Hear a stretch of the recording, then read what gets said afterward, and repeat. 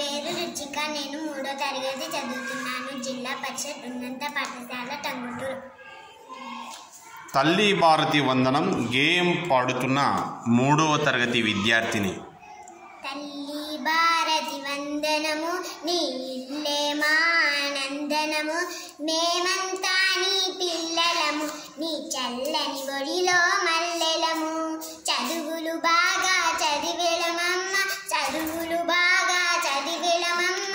జాతి గౌరవం పెంచెదము, తల్లి తండ్రి గురువులను ఎల్లవేళలా కొలిచెదము. కులమత భేదం మరిచెదము, కలతల మాని మెలిగెదము. మానవులంతా సమానమంటూ మమతన సమతన పెంచెదము.